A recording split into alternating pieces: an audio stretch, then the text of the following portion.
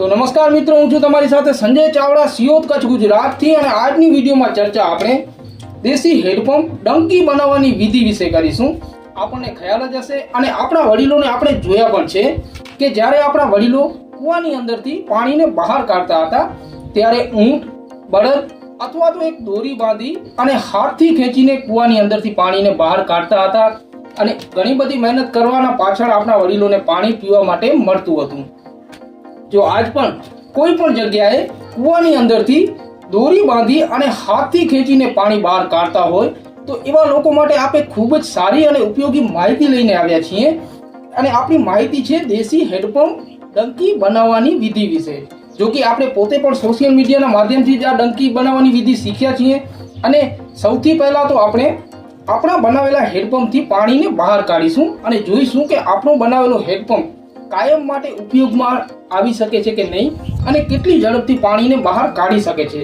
એની પાછળ આપણે પાણીને બહાર કાઢ્યા પાછળ આમને બનાવવા વિશે શું શું સામગ્રીની જરૂર પડશે એ વિશે વાત કરીશું. અને વિડીયોમાં તમને હું બધી જ માહિતી આપીશ, તમે બન્યા રહેજો વિડીયોમાં. તો ચાલો સૌથી પહેલાં તો આપણે આપણા હેન્ડપંપથી પાણીને બહાર કાઢીએ કે કેટલી ઝડપથી આપણો હેન્ડપંપ પાણીને બહાર કાઢે છે અને પછી આમને બનાવવા વિશે આપણે આમના બનાવવાની વિધિ વિશે વાત કરીશું. તો સૌથી પહેલાં તો ચાલો જોઈએ આપણે. જો તમે આપણી ચેનલ ઉપર નવા છો તો આપણી ચેનલને સબસ્ક્રાઇબ કરી દેજો, આપણા વિડીયોને લાઇક પણ કરજો અને આપણી વિડીયોને શેર પણ કરતા. જેમ બને તેમ ઘણા બધા લોકોને આપણી સાથે જોડો. અને આપણે ઘણા બધા લોકોના વિચારોની જરૂર છે અને આપણે આવી રીતે લોકોને કામ આવે એવી માહિતી, પ્રેરણાદાયક વાતોના વિડીયો બનાવતા રહીશું. તો આપણા ચેનલને સબસ્ક્રાઇબ કરી દેજો. અને ચાલો આપણે જોઈએ કે આપણો બનાવેલો હેન્ડપંપ પાણીને કેટલી ઝડપથી બહાર કાઢે છે. તો તમે જોઈ શકો છો ખૂબ જ ઝડપથી પાણી બહાર આવી રહ્યું છે. અને આપણો બનાવેલો હેન્ડપંપ પાણીને બહાર કાઢવામાં સક્સેસ છે અને ખૂબ જ સારી રીતે પાણીને બહાર કાઢે છે. તમે જોઈ શકો છો આ વાસણ ઘણી ઝડપથી છલકાઈ ગયું છે. જો કે આ હેન્ડપંપ સક્સેસ છે અને આને બનાવવા માટે ઘણી બધી મોંઘી સામગ્રીની પણ જરૂર નહીં પડે. આપણને ખૂબ જ ઓછા ખર્ચામાં આવો હેન્ડપંપ બની જશે. તો ચાલો હવે આપણે આને બનાવવાની વિધિ વિશે વાત કરીએ, દેશી હેન્ડપંપ ડંકી બનાવવા વિશે વાત કરીએ. તો ચાલો હવે આપણે દેશી હેન્ડપંપ ડંકી પાછળના વિજ્ઞાનને સમજીશું અને આને બનાવવા માટે આપણને શું શું સામગ્રીની જરૂર પડશે અને કઈ સામગ્રી કઈ જગ્યાએ લગાવવી એ વિશે માહિતી મેળવશું. તો ચાલો સૌથી પહેલાં તો આપણને અડધીના પાઇપની જરૂર પડશે, જેની લંબાઈ મેં 26 ઇંચ જેવી રાખી છે. 26 ઇંચની લંબાઈ અડધીના પાઇપની રાખી છે. એના પાછળ આપણને એકના પાઇપની જરૂર પડશે, જો કે જેની લંબાઈ મેં 18 ઇંચની લંબાઈ રાખી છે. અને એની પાછળ બીજા એકના નાનકડા ટુકડાની જરૂર પડશે, જેની લંબાઈ મેં 6 ઇંચની રાખી છે.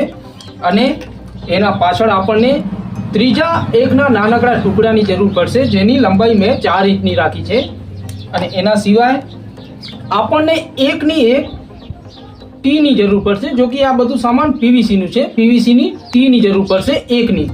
અને એની પાછળ આપણને એકના એલ્બાની જરૂર પડશે. અને એના સિવાય આપણને એકના બંધ પ્લગની જરૂર પડશે, જો કે આ બંધ પ્લગની અંદર તમે જોઈ શકો છો મેં ઘણા બધા અંદર હોલ પાડી દીધા છે. અને આ હોલ પાડવાનું કારણ શું છે એ પણ તમને જણાવીશું. અને હવે આપણને એકના બીજા બંધ પ્લગની જરૂર પડશે, જેની અંદર મેં ઘણો બધો મોટો હોલ કરી રાખ્યો છે. અને આ શેના માટે હોલ કર્યો છે એમના વિશે પણ માહિતી હું તમને આપીશ. અને આના સિવાય આપણને મોટરસાઇકલના ટ્યુબના નાનકડા ટુકડાની જરૂર પડશે, જો કે મેં આમને આવી રીતે ગોલ રાઉન્ડમાં કાપીને તૈયાર કરી રાખ્યું છે. એક ટ્યુબ અને આવા 2 ટ્યુબના નાનકડા ટુકડાની જરૂર પડશે, મોટરસાઇકલના ટ્યુબના ટુકડાની. અને એના સિવાય આપણને એક નટબોલ્ટની જરૂર પડશે, જેની લંબાઈ મેં 2 ઇંચની રાખી છે. અને એની અંદર 2 ચાકીની જરૂર પડશે. એના સિવાય આપણને બીજા એક નાનકડા એકના નટબોલ્ટની જરૂર પડશે અને એની અંદર એક ચાકીની જરૂર પડશે. અને એના સિવાય આપણને 2 નાનકડા સ્ક્રૂની જરૂર પડશે. અને એની સિવાય આપણને એક અડધીની ટી અને અડધીના 2 ટુકડાની જરૂર પડશે. જો કે હવે આપણે વાત અહીંયાથી જ ચાલુ કરીએ કે અડધીની ટી અને અડધીના ટુકડાની શું જરૂર છે. તો આપણને જેમ આપણે સાયકલમાં ટ્યુબમાં પંપના મદદથી હવા ભરતા હોય ત્યારે આપણને હેન્ડલની જરૂર હોય છે. તો આપણા દેશી હેન્ડપંપ માટે આ અડધીની ટી અને 2 નાનકડા ટુકડા હેન્ડલનું કામ કરશે અને આપણે ખૂબ જ સરળતાથી આમને ઉપર નીચે કરી શકીએ એ માટે અડધીની ટી અને 2 નાનકડા ટુકડાથી આપણે હેન્ડલ બનાવીશું. તો ચાલો હવે આપણે ખૂબ જ ઝડપથી ડંકી બનાવીએ. વિડીયો ઘણો બધો લાંબો ન થાય એ માટે હવે આ અડધીના પાઇપ અંદર આપણને પાણીનું ખેંચવાનું કામ અને ખૂબ મહત્વનું કામ આ અડધીનું પાઇપ કરશે. અને એકના પાઇપની અંદર આ અડધીનો પાઇપ રાખીશું અને આને ઉપર નીચે કરીશું ત્યારે પાણી આવશે. જો કે એમને એમ પાણી નથી આવવાનું એ માટે આપણે અહીંયા થોડીક સામગ્રી લગાવવાની જરૂર છે. અને એ કેવી રીતે લગાવીશું? આપણે જે 2 ઇંચનો નટ બોલ્ટ લીધો છે એની અંદર આપણે એક સાયકલનું ટ્યુબનો જે ટુકડો કાપ્યો છે એમને આવી રીતે એક હોલ પાડી પહેલાં તો આપણે આ બોલ્ટની અંદર એક નાનકડા વાઇસલને રાખીશું. જો કે આની અંદર આપણને વાઇસલની પણ જરૂર પડશે. પહેલાં આવી રીતે વાઇસલ રાખી દઈશું. પછી જે આપણે સાયકલના ટ્યુબના નાનકડો ટુકડો ગોલ રાઉન્ડમાં તૈયાર કર્યો છે એમને આવી રીતના બોલ્ટની અંદર રાખી દઈશું. અને હવે આ ટ્યુબનો ટુકડો ઉપર નીચે ન થાય એ માટે આપણને એક ચાકીની જરૂર પડશે. જો કે આપણે આવી રીતના એની ઉપર ચાકી પણ લગાવી દઈશું. આ ચાકી લગાવવાનું કારણ છે કે આપણે જે ટ્યુબનો ટુકડો રાખ્યો હોય નાનકડો એ પાણીને ઉપર નીચે કરતી વખતે પાણીની અંદર જ ઉપર નીચે ન થાય, જેને કારણે ખૂબ જ સરળતાથી પાણી આપણને મળી રહે. આવી રીતે આપણે આ ટુકડાને અહીંયા ફિટ કરી દઈશું. જો કે હવે આ કાયમ માટે થઈ ગયો, ક્યાંય નથી જવાનો, ઉપર નીચે નથી થવાનો. એના સિવાય હવે આપણને એક બીજી ચાકીની જરૂર પડશે. જો કે અહીંયા આપણે આવી રીતે લગાવી દઈશું. અને હવે આપણે આને અડધીની પાઇપ અંદર આવી રીતે ફિટ કરશું. જો કે હવે આ ટ્યુબ જ્યારે આપણે હેન્ડલથી ઉપર નીચે કરીશું ત્યારે પાણીને ઉપર ખેંચવાનું કામ કરશે. તો એ માટે હવે આ આપણું લગાવેલું ટ્યુબ નીચે પાણીની અંદર પડી ન જાય એ માટે આપણે અહીંયા 2 નાનકડા સ્ક્રૂ લગાવશું. જો કે મેં પીવીસીના પાઇપ અંદર પહેલેથી જ નાનકડા હોલ પાડી દીધા હતા. હવે આમની અંદર આપણે સ્ક્રૂ લગાવી દઈશું. આવી રીતના 2 સ્ક્રૂ લગાવીશું. જો કે હવે આપણે એકના પાઇપ અંદર આને ફિટ કરીશું. પહેલાં તો આને ખૂબ જ પકડના મદદથી ટાઈટ કરી દઈશું. જો કે આ કાયમ માટે થઈ જાય અને કંઈ પણ આનામાં આડું અવડું ન થાય અને ખૂબ સરળતાથી પાણીને બહાર કાઢીને આપે. એ માટે આપણે આમને પકડથી ખૂબ જ ટાઈટ કરી દીધું. અને હવે આપણે એકના પાઇપ અંદર આ અડધીના પાઇપ અને જે નીચે સાયકલના ટ્યુબને ગોલ રાઉન્ડમાં કાપ્યું છે એને આવી રીતના એકના પાઇપના અંદર આપણે રાખી દઈશું. અને જ્યારે હવે પાણીના અંદર આપણે આમને રાખીને ઉપર નીચે કરીશું ત્યારે આ પાણીને બહાર ખેંચવાનું કામ કરશે. હવે એ માટે આપણે જો ડાયરેક્ટ રાખીશું અહીંયા તો આ પાણી બહાર આવવાનું નથી અને પાણી ઉપર કરવાનું નથી. એ માટે આપણને નીચે એક ફૂટવાલની જરૂર પડશે. તો ચાલો આપણે પહેલાં ફૂટવાલને સમજીએ. જો કે આ એકનો બંધ પ્લગ છે જેની અંદર મેં પહેલેથી જ ઘણા બધા હોલ પાડી દીધા છે. હવે આ ફૂટવાલનું કામ કરશે. અને એ માટે આપણને જ્યારે આપણે અડધીના પાઇપને ઉપર નીચે કરીશું ત્યારે આ હોલમાંથી પાણી ઉપર આવશે. અને હવે આ હોલમાંથી પાણી પાછું પાણીની અંદર નીચે ન જતું રહે એ માટે આપણે આની જીબી બનાવીશું.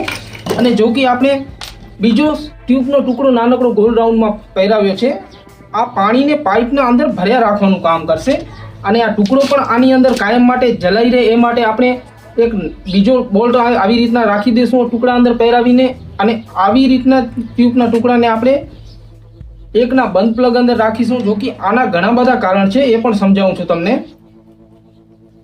આવી રીતના આપણે એકનો બોલ્ટ ફિટ કરી દઈશું અને એકના બંધ પ્લગ અંદર આપણે ટ્યુબના ટુકડાના વાઇસલને આવી રીતે રાખી દીધું. અને જો કે ચાકી આપણે નટ બોલ્ટ લાંબો રાખ્યો છે, જો પાણીની અંદર એકદમ અડી નહીં રહે, પાણીથી ઉપર રહેશે, કચરો પણ ના આવે આપણી ડંકી અંદર. અને હવે આપણે જ્યારે આમને ઉપર નીચે કરીશું તો ખૂબ સરળતાથી પાણી આપણને મળી રહેશે. એ સિવાય આપણને જે એકની ટીની જરૂર હતી એ એકની ટીને આપણે અહીંયા લગાવી દઈશું. અને હવે આપણને એકના બીજા નાનકડા ટુકડાની જરૂર પડશે. જો કે આપણે એને અહીં પર લગાવી દઈશું. અને હવે આપણને એકના નાનકડા ત્રીજા ટુકડાની જરૂર પડશે. જો કે અહીંયા નલકાનું કામ કરશે, એમને આપણે અહીં લગાવી દઈશું.